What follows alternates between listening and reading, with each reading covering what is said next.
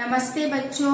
बच्चों पार्ट 3 में work and energy यानी कार्य और ऊर्जा के बारे में हमने आपको बताया। तो बच्चों इसमें हमने क्या स्टार्टिंग में क्या पढ़ा था? हमने बल पढ़ा था। बल क्या है ना? धकेलना खींचना बल कहलाता है।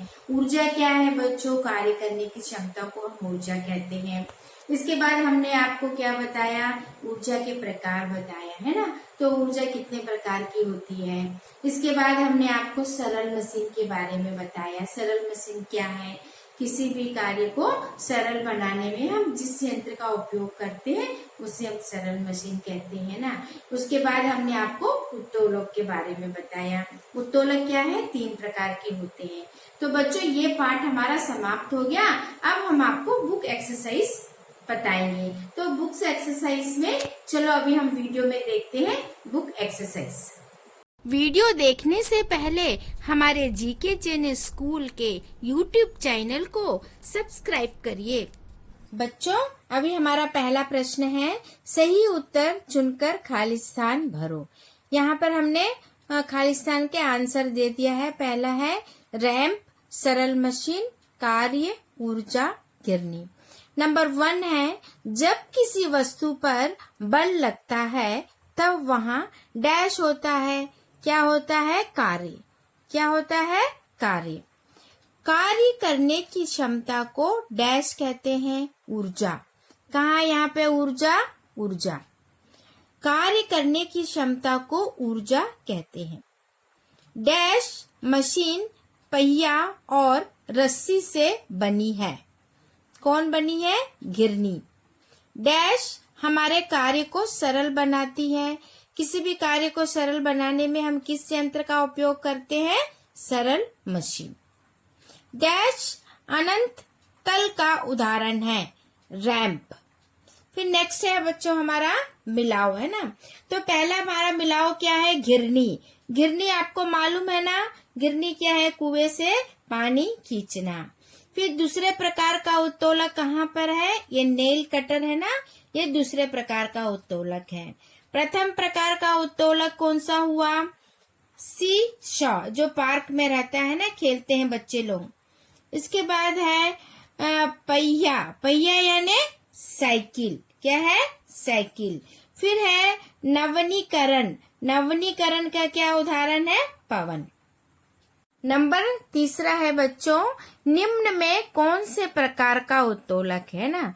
तो इसमें क्या है? यहाँ पर हमने क्या दे दिया आपको? यहाँ पे वस्तु दे दिए हैं और यहाँ पे पूछ रहे हैं कौन से प्रकार का उत्तोलक है। तो सरोता कौन से प्रकार का उत्तोलक है? द्वितीय श्रेणी का उत्तोलक है। ये सरोता कौन सा उत्तोलक है? द्वितीय श्रेणी के उत्तोलक है। इसके बाद है सी शॉ। सी शॉ कौन से उत्तोलक है? प्रथम श्रेणी के उत्तोलक। कौन सा है ये? प्रथम श्रेणी के उत्तोलक। फिर एक पहिए वाली गाड़ी, आपने देखा होगा ना, एक पहिए वाली गाड़ी, ये किसका है? द्वितीय श्रेणी के उत्तोलक का है। किसका है ये? द्वितीय श्रेणी के उत्तोलक। उसके बाद कैंची। कैंची आपने देखा है, यह प्रथम श्रेणी के उत्तोलक है। कौन सा है ये? प्रथम श्रेणी के उत्तोलक है। फिर है नेल कटर। नाखून काटने का है ना, उसको हम क्या बोलेंगे? Nail cutter. यह कौन सा है? तृतीय श्रेणी के उत्तोलक है। तो बच्चों अगर प्रश्न में यहाँ का अगर द्वितीय श्रेणी के उत्तोलक का एक उदाहरण दे पूछने से आप सरोता लिख सकते हैं। हम प्रश्न बदल के भी आपसे पूछ सकते हैं, तो ये ध्यान रख के पढ़ना है। फिर उसके बाद बच्चों प्रश्न उत्तर। प्रश्न उत्तर लिखो, है ना। तो प्रश्न उत्तर क्या है? ऊर्जा की इकाई क्या है? ऊर्जा की इकाई क्या है? ऊर्जा की इकाई जूल है। तो हम इसको एक शब्द में पूछ सकते हैं, ऊर्जा की इकाई डैश, आप जूल लिख सकते हो। खाली स्थान में भी पूछ सकते हैं। फिर दूसरा है ऊर्जा किसे कहते हैं? ऊर्जा किसे कहते हैं? कार्य करने की क्षमता को ऊर्जा कहते हैं। कार्य करने की क्षमता को ऊर्जा कहते हैं। बच्चों 5 सरल मशीनों के नाम लिखो। आप जो रोज अपने जीवन में, दैनिक जीवन में जो उपयोग करते हैं को भी 5 सरल मशीन के नाम लिख सकते हैं ना। जैसे कैंची हो गया, घिरनी हो गया, है ना, पार्क में खेलते हैं ना, सी शॉ हो गया, सरोता हो गया, आपकी दादी के पास रहता है। कुल्हाड़ी जो लकड़ी की काटने के काम आती है। तो ये सब हमारी क्या है, सरल मशीनें हैं। फिर उसके बाद है नंबर 4 है, पहले प्रकार का उत्तोलक क्या है। क्या पूछ रहा है प्रश्न हमारा, ध्यान से प्रश्न पर ध्यान देना। पहले प्रकार का उत्तोलक क्या है। प्रथम प्रकार के उत्तोलकों में आलंब मध्य में होता है। इसमें हमने आपको अब बताया ना कि उत्तोलक में मेन क्या है, आलम। आलम यानी जिस बिंदु पर घूमता है या घुमाया जाता है उसे हम आलम कहते हैं। तो प्रथम श्रेणी के उत्तोलक में, प्रथम प्रकार के उत्तोलक में आलंब मध्य में होता है, जबकि भार और आयाम दोनों किनारे में होते हैं। जैसे कोबार, शीशा, कतरनी, कैंची आदि। प्रश्न है, सरल मशीन कितने प्रकार की होती है। हमने आपको सरल मशीन के बारे में बताया था। सरल मशीन 6 प्रकार की होती है ना। पहले हमने आपको बताया था अनंत समतल बताया था, फनी या वेज बताया था, घिरनी बताया था, पहिया बताया था, पेच, फिर उसके बाद उत्तोलक। लास्ट में हमने आपको उत्तोलक बताया था और उत्तोलक को भी हमने प्रकार में बदल दिया था। तो लेकिन हमारा प्रश्न क्या है, सरल मशीन कितने प्रकार की होती है। सरल मशीन 6 प्रकार की होती है, अनंत समतल, फनी या वेज, घिरनी, पहिया, पेच, उत्तोलक। फिर बच्चों नेक्स्ट हमारा 6वां प्रश्न है, कार्य की परिभाषा लिखो।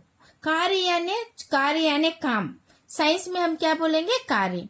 तो बल का प्रयोग करके किसी वस्तु को हिलाया जाना कार्य कहलाता है ना बच्चों। अगर आप कोई भी काम करने के लिए अगर किसी वस्तु को आप उठाओगे है ना, तो वो कार्य कहलाएगा। हम दूसरे तरह सरल भाषा में बोल सकते हैं, बल के प्रयोग से होने वाली गति कार्य कहलाती है। बल के प्रयोग से होने वाली गति कार्य कहलाती है। अब ये भी लिख सकते, ये भी लिख सकते। बल का प्रयोग करके किसी वस्तु को हिलाया जाना कार्य कहलाता है, या बल के प्रयोग से होने वाली गति कार्य कहलाती है। इसके बाद बच्चों किन्हीं 3 ऊर्जा के प्रकार लिखो। हमने आपको ऊर्जा के 6 प्रकार 7 प्रकार बताए थे ना, तो लेकिन किन्हीं 3 ऊर्जा के प्रकार लिखना है। तो पहला प्रकार है रासायनिक ऊर्जा, ताप ऊर्जा, विद्युत ऊर्जा। तो बच्चों आप लोग को ये क्वेश्चन आंसर सब आप लोग लिख लेना अच्छी तरीके से और याद करना। तो अभी आपने वीडियो में देखा ना, खालिस्तान है ना, फिल इन द ब्लैंक्स देखा, मैच देखा है ना, मिलाओ देखा, उसके बाद क्वेश्चन आंसर देखे ना। तो ये सभी को आप अच्छी तरीके से नोट कर लेना और एक एक को आप 2-2 बार रफ नोट पे लिखना। फेयर नोट में एक बार लिखकर अच्छी तरीके से पढ़ना और पढ़कर रफ नोट पे टेस्ट लिख के देखने की कोशिश करना। बच्चों अगर आपको ये मेरा वीडियो पसंद आए तो आप लाइक करिए और शेयर करिए। Thank you.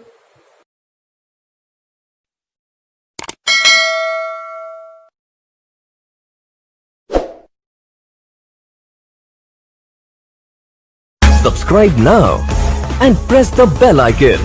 Never miss an update.